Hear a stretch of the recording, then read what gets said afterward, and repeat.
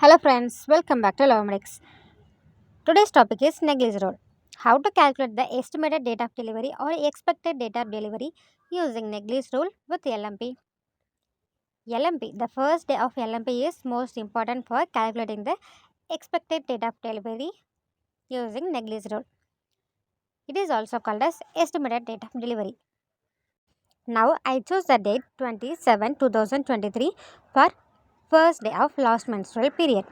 The Naegele'S rule formula is plus 7 day minus 3 month and plus 1 year. Our last LMP is 27/2023. Add 7 days with LMP date. So 20 plus 7 equal to 27. Subtract the 3 month from LMP month. So 7 minus 3 equal to 4. Likewise, plus 1 year with LMP year. So 2023 plus 1 year equal to 2024. Now we get the expected date of delivery, that is 27/4/2024, which means 27th of April 2024.